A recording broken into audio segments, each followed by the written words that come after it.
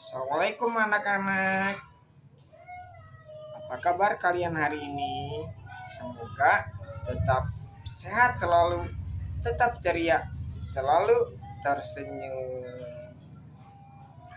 Nah, pada kesempatan hari ini kita akan membahas tentang kisah hijrah Nabi Muhammad SAW ke Madinah.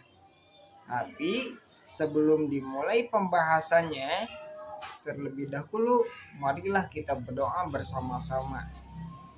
Bapak pimpin ya. A'udzubillahi minasyaitonirrajim. Bismillahirrahmanirrahim. Rabbi zidni ilma warzuqni fahma. Ya Allah, tambahkanlah ilmu kepadaku dan berilah aku pemahaman yang baik. Amin. Nah, selanjutnya sebelum kita lanjut ke materi, untuk lebih menambah semangat kita, untuk lebih menambah ceria kita, mari kita tepuk semangat happy agar kita selalu happy, selalu gembira, selalu ceria, selalu siap belajar. Oke. 1, 2, 3.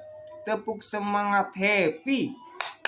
Pagi-pagi semangat pagi, selalu happy, unjuk gigi. Oke, terima kasih anak-anak.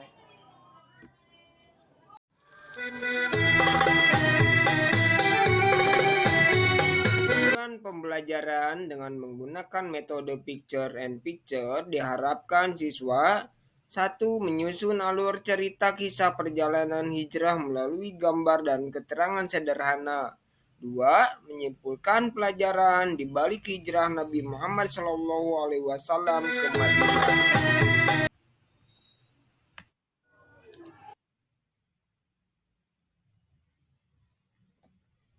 Capaian pembelajaran menceritakan kondisi Arab pra-Islam masa kanak-kanak dan remaja Nabi Muhammad SAW hingga diutus menjadi Rasul, berdakwah, hijrah, dan membangun kota Madinah.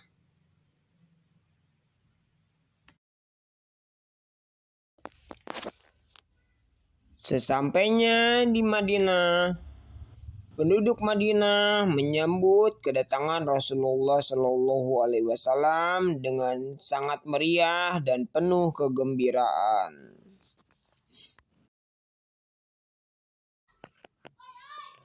Kisah hijrah Nabi Muhammad SAW ke Madinah.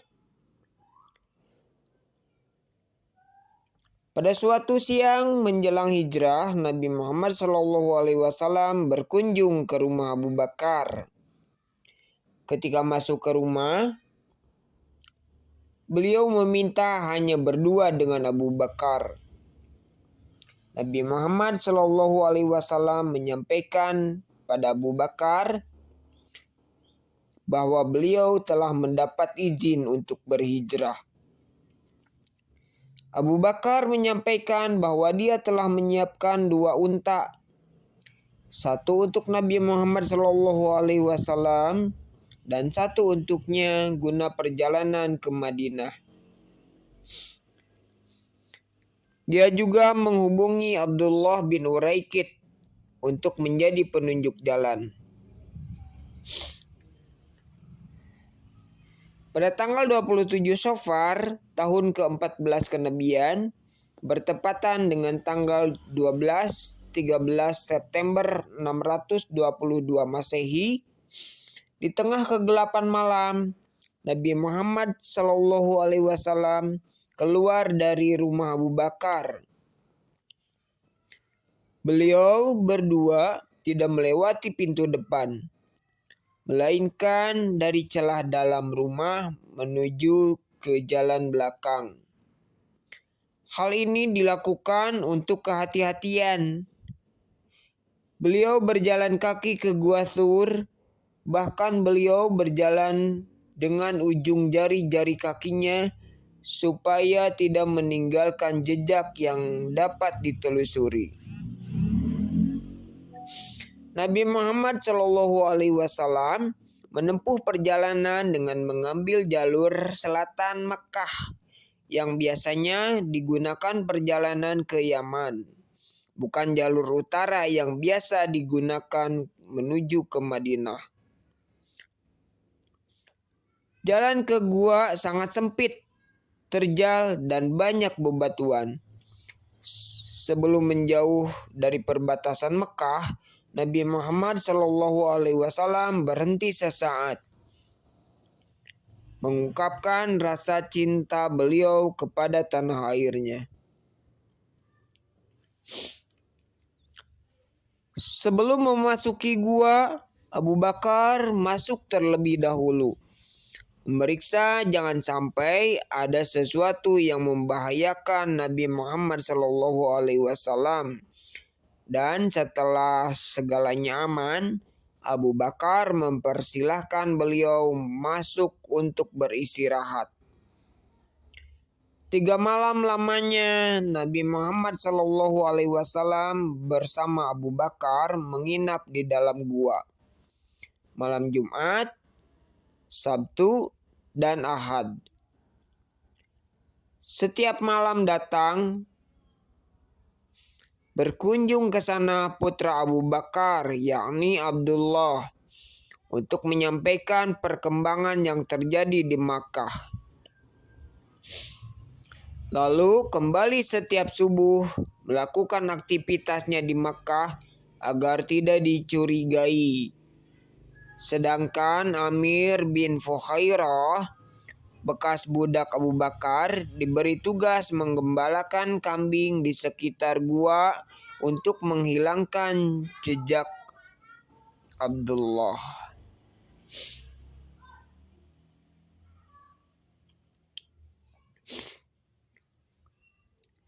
Pada malam hari, dia memerah susu kambing gembalaannya untuk diminum oleh Nabi Muhammad SAW bersama Abu Bakar. Para tokoh kaum musyrik di Mekah sangat kecewa. Kemudian mereka memberi tugas para pencari jejak untuk melakukan pencarian. Mereka dijanjikan hadiah besar, yakni 100 ekor unta bagi yang menemukan Nabi Muhammad SAW dan Abu Bakar. Pemuda-pemuda Quraisy datang. Mereka mondar-mandir mencari ke seluruh arah. Di dekat Gua Thur itu, mereka berjumpa seorang gembala. Dan ia berkata, "Mungkin saja mereka dalam gua itu, tapi saya tidak melihat ada orang yang menuju ke sana." Waktu mendengar jawaban gembala itu, Abu Bakar berkeringat. Ia khawatir mereka akan menyerang ke dalam gua. Dia menahan nafas, diam, dan hanya menyerahkan nasibnya kepada Allah Subhanahu wa Ta'ala. Kemudian orang Quraisy naik ke gua itu. Tapi selanjutnya ada yang turun lagi. Ada sarang laba-laba di tempat itu, dan saya lihat ada juga 2 ekor burung dara hutan di lubang gua. Jadi saya mengetahui tak ada orang di sana.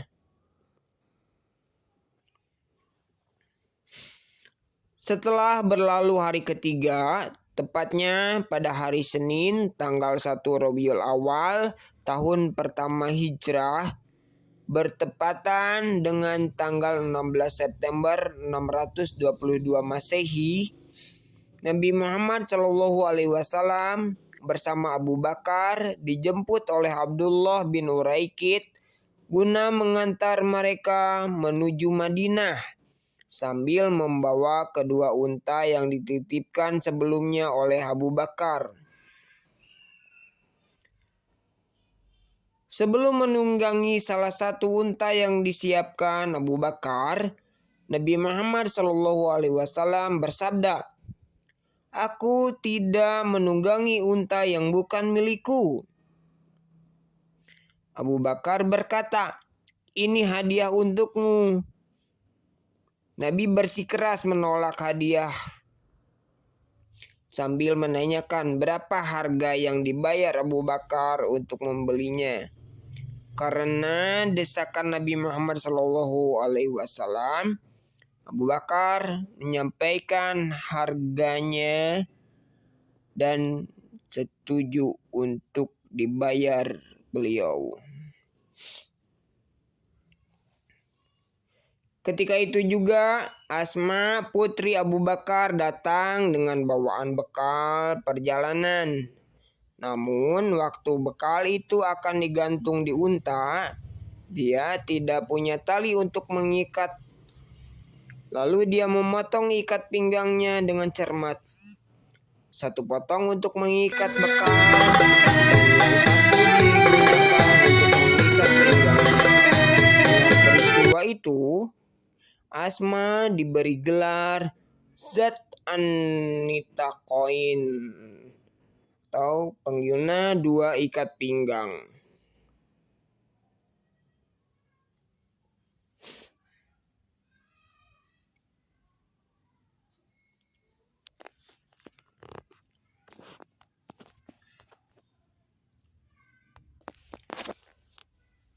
Sesampainya di Madinah, penduduk Madinah menyambut kedatangan Rasulullah SAW dengan sangat meriah dan penuh kegembiraan.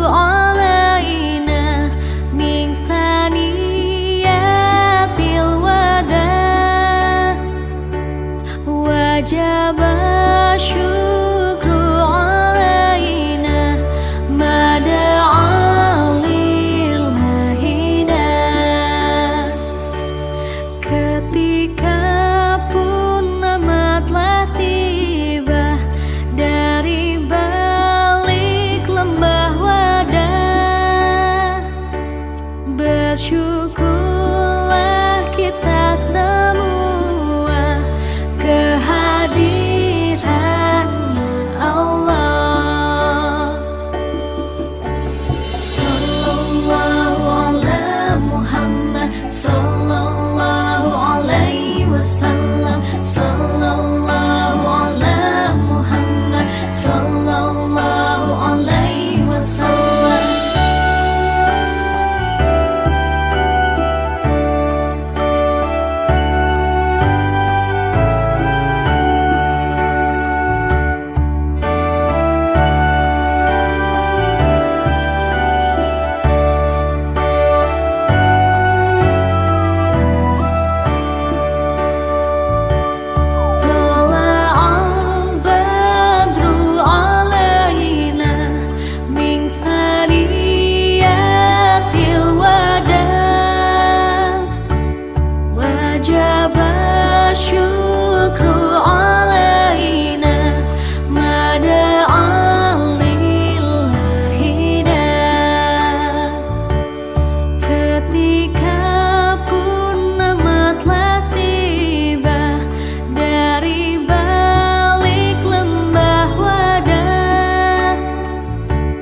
Bersyukurlah kita semua kehadirannya Allah.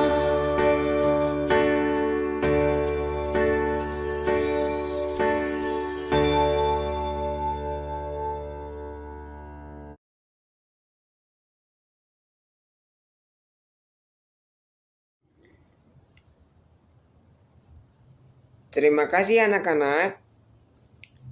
Tetap ceria, tetap tersenyum, tetap semangat belajar. Assalamualaikum warahmatullahi wabarakatuh.